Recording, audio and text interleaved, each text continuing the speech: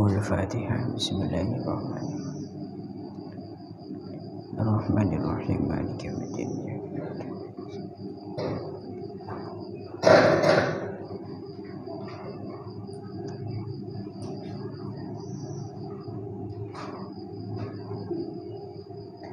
Bismillahirrahmanirrahim. Faqad qala al-muallif rahimahullahu ta'ala wa nafa'na bihi wa bi 'ulumihi wa bi asrarihi fid dharaini amin Allahumma amin. Bismillahirrahmanirrahim. Wasadisu an-nadhuru lisyahadah. Wasadisu utawi kang kaping 6 iku an-nadhuru ningali lisyahadati krono are nyekseni. Lisyahadati krono are nyekseni alaiha ing atase ajnabiyah. Alaiha ing atase ajnabiyah fayanduruh moko kena ningali sapa asyahidu wong kang nyekseni farjaha ing farjine ajnabiyah. Farjaha ing farjine ajnabiyah inda syahadatihi ing dalem nalikane oleh nyekseni asyahid. Inda syahadatihi ing dalem nalikane oleh nyekseni syahid bizinaha kelawan zinane ajnabiyah. Awwaladatiha utawa manae ajnabiyah. Awwaladatiha utawa manae ajnabiyah. Fa in ta'ammada moko lamun sengaja sapa asyahid. Fa in ta'ammada moko lamun sengaja sapa syahid an-nadhara ing ningali li ghairi syahadati krana sakliyane persaksian. Li ghairi syahadati krana sakliyane persaksian fasakoh moko fasik sapa asyahid. Waruddat lan den tolak apa syahadatuhu persaksiane syahid. Apa syahadatuhu persaksiane syahid. Awin nadharu utawa ningali lil muamalati krana sambung gawe atau muamalah. Lil mar'ati maring wong wadon fi bai'in ing dalem adon wa ghairihi lan liyane bai'in. Fayajuzu maka wenang apa an-nadharu ningali ay nadharuhu tegese oleh ningali rajul. Ay nadharuhu tegese oleh ningali rajul laha maring al-mar'ah itu. Laha maring al-mar'ah. Wa qawluhu utawi dawe musannif rupane ilal wajhi maring wajah. Rupane ilal wajhi maring wajah minha saking al-mar'ah. Minha saking al-mar'ah khosotan halih khusus. Khosotan halih khusus iku yurja'u dan balikaken opo qauluhu. Iku yurja'u dan balikaken apa qauluhu lisyahadati maring lafaz syahadah. Walil muamalati lan lafaz muamalah atau lisyahadati maring persaksian. Walil muamalati lan maring sambung gawe atau muamalah. Bismillahirrahmanirrahim.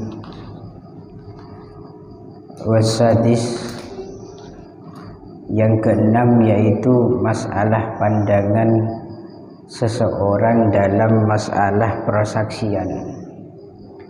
Jadi mandangnya di sini ada hajat atau kebutuhan untuk menjadi saksi atau menyaksikan terhadap seorang wanita. Memandang dalam kasus semacam ini itu hukumnya boleh, dengan catatan memang tujuan untuk persaksian. Bahkan di situ boleh memandang hingga sampai pada farjinya sekalipun. Apabila di situ persaksiannya terkait masalah zina atau wiladah. Karena zina dan wiladah, persaksian yang dibutuhkan di sana yaitu dengan memandangi farji. Kalau dalam bajurinya di situ ay 'alal mar'atil ajnabiyah, artinya hukum memandang ini itu terhadap seorang perempuan yang bukan mahram tentunya, baik di situ tahammulan wa adaan. Artinya di situ ada seseorang yang mungkin nanti menduga terhadap seorang perempuan dan nanti siap untuk menjadi saksi untuk menghadirkan perempuan tadi di hadapan Pak Hakim. Contoh di sini dalam kasusnya ka'ayyatahammala anna hadhil mar'ah iktaradat min fulanin kada masalan. Ada seorang perempuan yang diduga oleh seorang laki-laki dia punya hutang kepada si fulan, banyaknya sekian hutangnya. Kemudian summa yu'addi hadhihi syahadah. Akhirnya orang yang menduga tadi itu siap mendatangkan seorang wanita tadi untuk dilakukan sebuah persaksian di hadapan Pak Qadhi, tentunya di hadapan Pak Hakim. Lah ketika seorang laki-laki tersebut itu memandang perempuan itu dan tidak bisa melihat wajahnya di balik cadarnya misalkan, maka wajib pada saat itu perempuan itu dipaksa untuk membuka cadarnya. Karena dalam persaksian harus gamblang, wajah dari pihak yang disaksikan harus nampak, harus nyata betul ini orangnya. Kalau nanti pakai cadar maka tidak boleh, harus dibuka cadarnya. Pada saat dibuka cadarnya itu boleh mandangin atas dasar persaksian. Paham ya? Ini atas dasar persaksian, tapi dengan syarat laki-laki yang ingin menjadi saksi tersebut memang betul-betul tidak mengetahui wajahnya apabila tertutup dengan cadar gitu ya. Tapi kok nanti ditutup dengan cadar sudah tahu, oh inilah wanita yang saya maksud, yang akan saya saksikan bahwa dia punya hutang. Kalau sudah tahu demikian, maka haram memaksa perempuan itu untuk membuka cadar demi melihat wajahnya. Kenapa? Karena pada kasus yang sudah demikian itu hukumnya haram memandang, gak ada hajat sudah. Yang penting wanitanya betul, ini wanitanya. Ini bagi kasus yang di situ hanya untuk mendatangkan wanita di hadapan Pak Hakim, dan itu jelas, ini jelas wanitanya. Dan tadi dalam masalah farji boleh seorang syahid atau saksi di situ memandang farjinya seorang wanita walaupun ajnabiyah. Tapi di situ dalam kasus menyaksikan perzinahan, apakah terbukti benar bahwa wanita ini sudah betul-betul pernah berzina atau tidak, dilihat farjinya. Itu tujuan syahadah, itu boleh. Atau di situ dilihat farjinya karena mensaksikan bahwa sang wanita tadi sudah pernah melahirkan, awiladatih, karena ada masalah yang harus diungkap terkait masalah kelahiran dari seorang wanita tadi. Namun di sini ada kasus apabila ada seorang saksi yang sengaja memandang seorang wanita bukan karena tujuan mempersaksikan atau menjadi saksi, maka seorang laki-laki tadi itu dihukumi fasik. Waruddat syahadatuhu, dan persaksiannya nanti akan ditolak, tidak boleh diterima. Kenapa? Karena dia sudah dihukumi fasik. Disebabkan apa? Gara-gara memandang seorang wanita bukan karena syahadah, tapi li syahwatin, berdasarkan syahwat. Misalkan begini, ini beda-beda tipis nih. Karena ini persoalan kolbiyah, karena tujuan itu, qasdun itu adalah sama dengan azam dan juga niat, persoalan hati. Dan hati itu sulit bisa kita ketahui. Intinya begini, kalau ada seorang saksi melihat kemaluan wanita, tujuan awalnya untuk menjadi saksi dia, dilalah setelah nyampe di lokasi dia itu syahwat, ternyata yang disaksikan itu cantik orangnya. Karena cantik dia bergairah, disuruh buka. Tujuan buka untuk mandang farji itu bukan li syahadah, tapi berdasarkan nafsu yang menggebu-gebu. Kalau demikian itu dia dihukumi fasik. Dihukumi fasik, dan nanti hasil dari persaksiannya itu ditolak, tidak boleh diiktibar, tidak boleh dianggap dan tidak boleh diangkat hasilnya itu. Artinya tidak dianggap sah. Pahami? Namun itu ada catatan, illam taglib ta'atuhu ala ma'asihi. Orang tersebut dianggap fasik apabila ketaatannya tidak melebihi maksiatnya.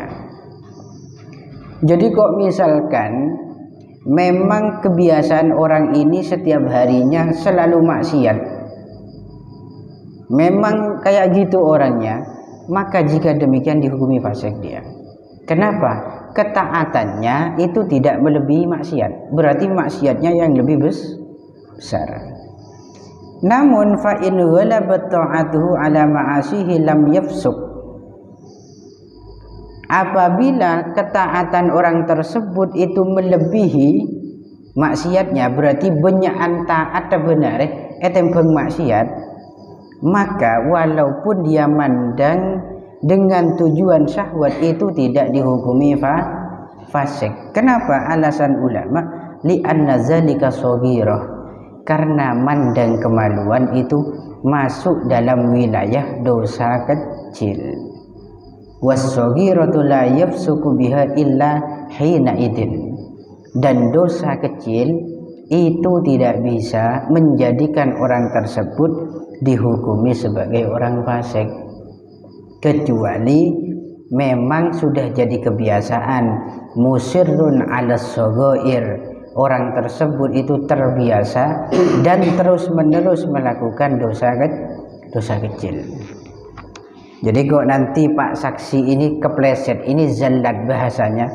Orang soleh itu kalau melakukan maksiat itu bahasanya bukan apanya bagi irtakabul ma'asi, bukan, tapi zallatus sholihin, orang soleh yang kepleset, berarti jatuh ke lembah maksiat.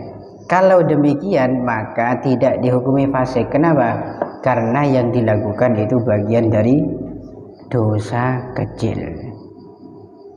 Beda kasus dengan orang yang memang ahli maksiat. Benar, di situ tidak pernah absen dari maksiat, walaupun itu dosa kecil. Dan pada saat jadi saksi ternyata dia tetap sama, punya niatan mandang karena syahwat, melakukan pemandangan atau mandang, melihat farji berdasarkan syahwat, dan setiap harinya memang tidak pernah tidak pernah kosong dari maksiat, memang tidak pernah absen gitu, musirrun ala shaghair, maka dihukumi fasik jika demikian. Pun Terus untuk masalah pandangan seorang saksi tadi itu kesimpulannya boleh sebebas-bebasnya memandangi orang yang disaksikan, termasuk tadi farji untuk kebutuhan syahadah li zina wa syahadah lil wiladah. Bahkan di situ boleh seorang saksi di situ melihat sadyun atau susunya seorang cewek karena tujuan untuk menyaksikan sebuah rodok, atau perempuan itu menyusui apa tidak, itu boleh. Bahkan nanti ada di sini boleh juga memandang kemaluan, bulu kemaluan dari anak kecil yang dilahirkan dari orang kafir. Celingaki bulu kemaluannya. Idza subha, catatannya ketika bayi atau anak kecil dari orang kafir tersebut itu ditawan atau disandera. Terus tujuan melihat agar apa? Agar tahu apakah di situ sudah tumbuh atau tidak. Karena nanti hukumnya juga beda. Celingaki periksa apakah tumbuh apa enten, nyena apa enten misalkan. Wa ila dzakarir rajul. Dan boleh juga nanti seorang saksi itu memandang kemaluan seorang laki-laki ketika istrinya di situ mengaku bahwa dirinya tidak pernah dijima, atau dirinya di situ tidak pernah memberikan izin suaminya untuk jima dengan alasan kemaluannya terlalu besar. Ini di kitab memang ada. Wadda'at ibalataha atau abalataha. Perempuan itu ngaku begini, Pak, saya itu memang ngakuin setiap hari memang saya selalu menolak diajak hubungan intim sama suami, saya tidak mau. Tanya akiban saksi, kenapa kok kamu tidak mau? Terlalu besar, melebihi kapasitas. Akhirnya di situ mau tidak mau harus ada saksi. Harus ada saksi apakah betul milik sang suami itu besar atau tidak. Maka dalam kasus itu mandangin dekarnya seorang laki-laki itu boleh hukumnya. Kenapa? Karena tujuan lis syahadah, bukan untuk dikoleksi, kengen. Tapi lis syahadah, kengen. Ini koyitnya harus ada hajat, yaitu persaksian. Awin nadharu lil muamalah, atau memandang karena muamalah, yaitu transaksi, itu juga boleh. Akan tetapi kebolehan dalam muamalah mandang seorang perempuan ajnabiyat itu hanya sebatas wajah saja, tidak boleh melebihi wajah. Jadi sampean menbengobengin saat jual cewek kanggo ilagian, maka tidak boleh melirik selain wajah. Misalkan toh di situ reng bini karena cuman mangken, utamanya di toko-toko besar, apalagi seperti mall, itu biasanya karyawan perempuan atau cewek itu memang diambil tujuannya untuk sebagai penarik mata-mata telanjang, mata-mata keranjang gitu dari lagian.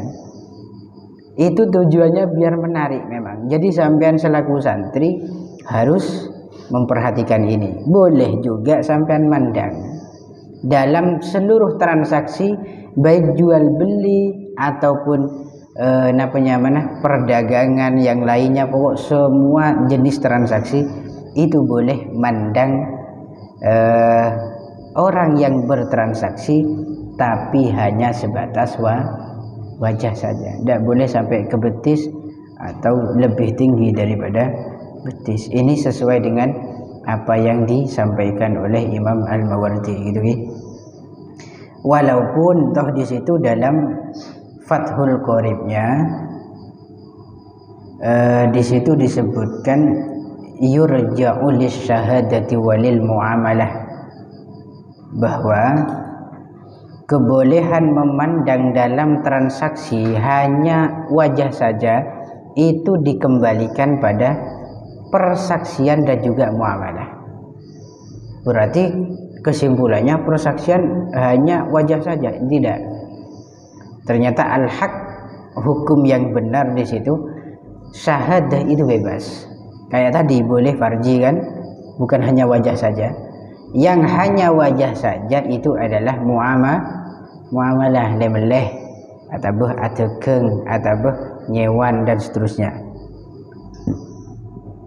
Wasabiu an-nadru ila al-amati 'inda ibtiya'iha ay syira'iha fayajuzu an-nadr ila al-mawadi'i allati yahtaju ila taqlibiha. Allahu a'lam bishawab. Al-Fatihah.